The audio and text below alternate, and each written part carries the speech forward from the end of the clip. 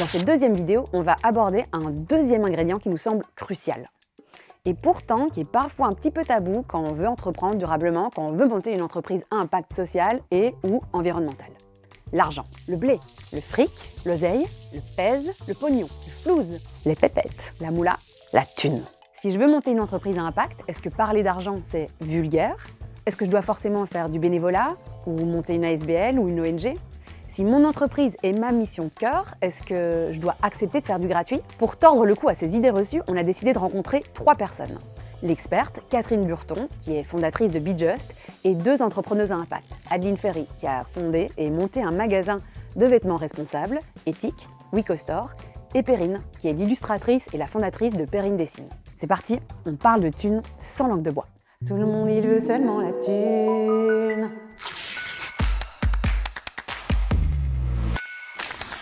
Je m'appelle Adeline et je gère la boutique WeCostore à Liège, dans laquelle nous sélectionnons avec ma collègue Manon des vêtements et des accessoires pour hommes et pour femmes qui sont à la fois respectueux de la planète mais aussi des conditions de travail. Donc par exemple, un dilemme classique auquel on est confronté, c'est le dilemme des soldes. Nous, dans nos valeurs, on aimerait éviter de faire des soldes parce qu'on ne voit pas pourquoi les vêtements seraient à des prix réduits pendant une certaine période de l'année. On a vraiment envie de valoriser le vêtement au prix juste toute l'année.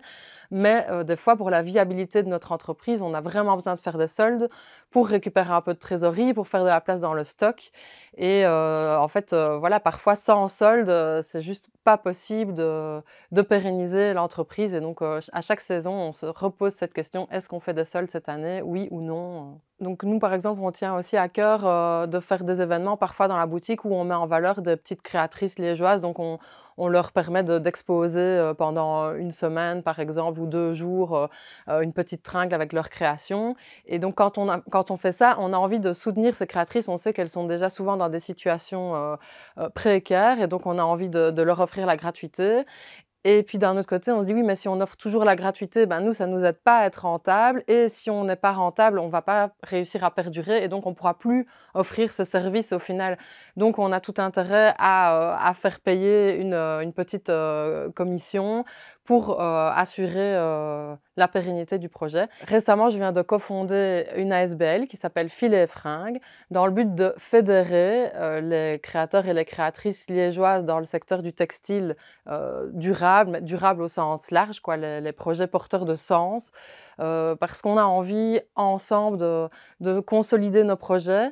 On a vraiment constaté que beaucoup de personnes qui portent des projets dans le textile durable ici à Liège sont des femmes qui sont dans des situations de précarité, qui sont épuisées, qui sont parfois en burn-out et qui ont du mal à s'en sortir. Donc on a vraiment envie de se fédérer pour être plus forte, que ça soit en faisant de la sensibilisation en commun, des actions de communication pour vraiment expliquer notre savoir-faire, nos métiers, la justification aussi des prix. Pourquoi est-ce qu'un vêtement durable coûte plus cher?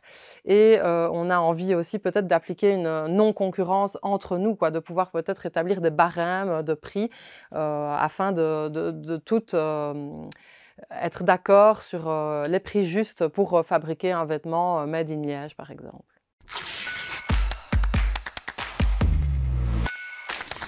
Alors, ma relation avec la gratuité, c'est une longue histoire. À vrai dire, je n'ai quasi vécu que ça. J'ai rejoint WeCostore, qui avait été fondé à Bruxelles il y a donc environ 6 ans. Les valeurs m'ont parlé.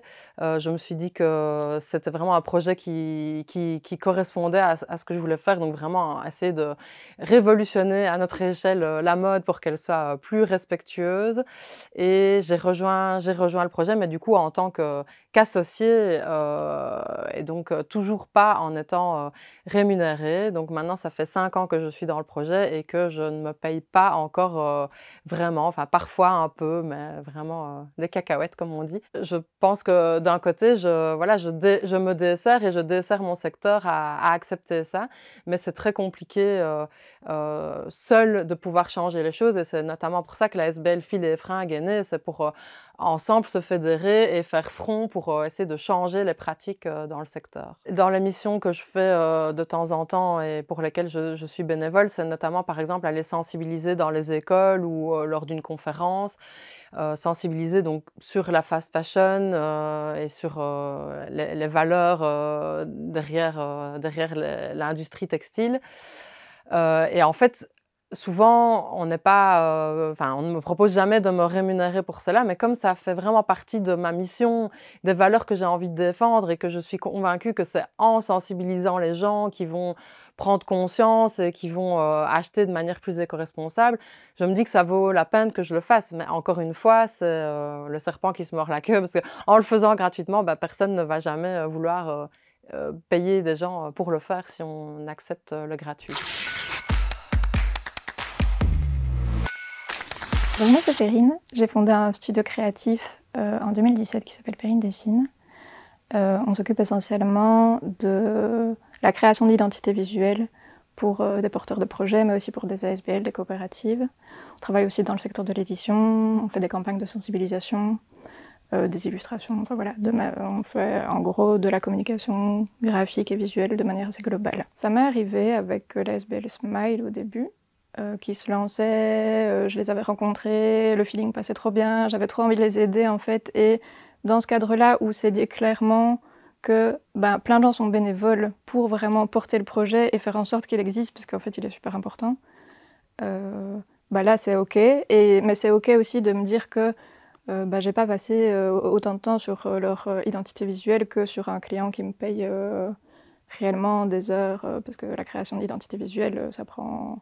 Enfin, c'est vraiment le gros du projet et ça prend une vingtaine d'heures de travail, quoi. Oui, donc d'une certaine façon, on n'offre pas du tout le même service, quoi. La question de la gratuité, ça peut être intéressant pour permettre à certaines personnes d'apprendre à recevoir alors qu'elles ont l'habitude de toujours payer. Et en même temps, comme me disait dernièrement Marc Detreau, qui est le fondateur de la ressourcerie namuroise, c'est important également de valoriser ce qui est donné, c'est-à-dire d'indiquer sur la facture le prix complet de ce qui est proposé comme service ou comme produit, et par ailleurs d'indiquer la réduction qui est la réduction qui est offerte ou la gratuité totale. Mais toujours pouvoir valoriser ce qui est donné, même si c'est offert après.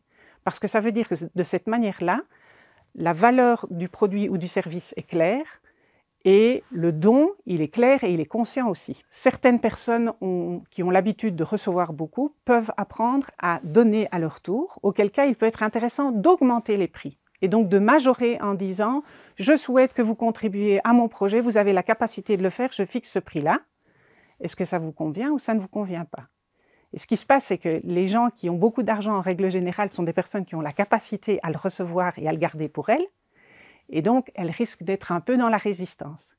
Et donc, ce qui peut être intéressant, c'est de les amener à prendre conscience du fait qu'elles ont plaisir à recevoir et donc qu'elles pourraient donner ce même plaisir à d'autres personnes.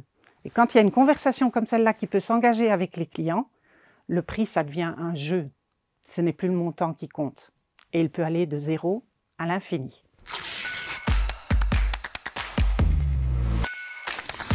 Donc pour moi, c'est essentiel de comprendre avant d'agir.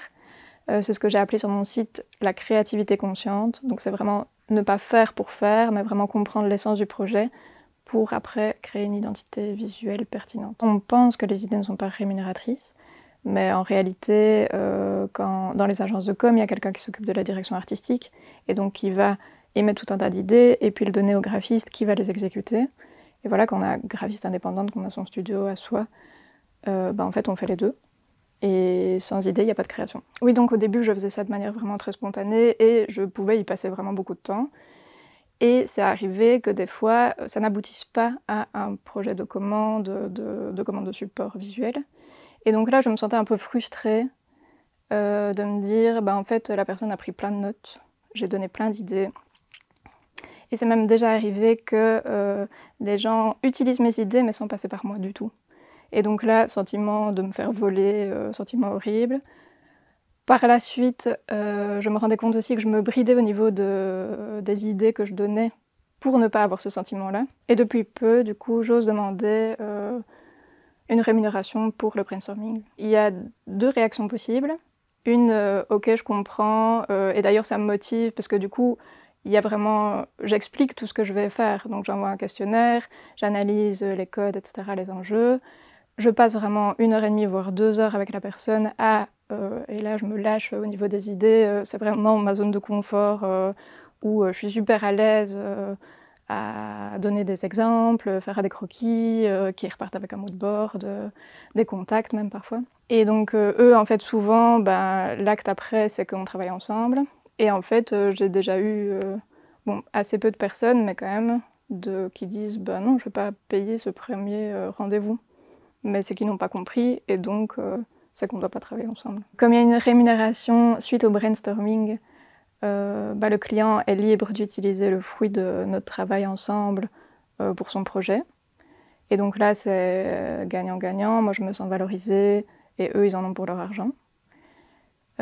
Si ça aboutit à une collaboration ensemble, qu'on décide vraiment tous les deux ensemble, qu'on va travailler ensemble, ce que je fais, c'est que la rémunération du brainstorming équivaut à l'acompte du reste du projet. Et donc là, c'est un engagement mutuel.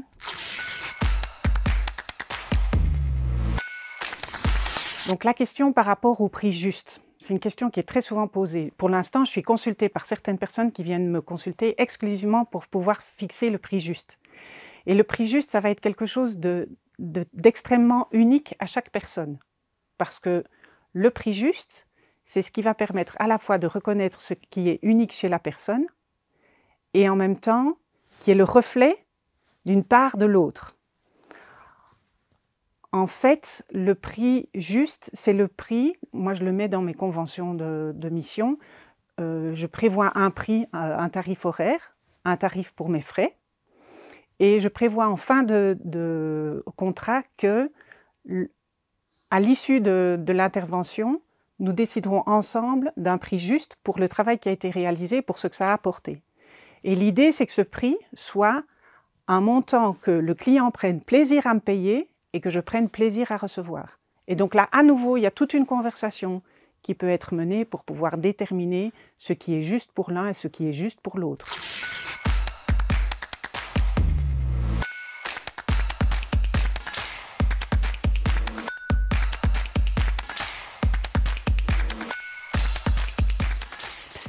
T'es bon élève? Alors fonce voir la 3e vidéo. On y parlera de l'importance de prendre soin de soi.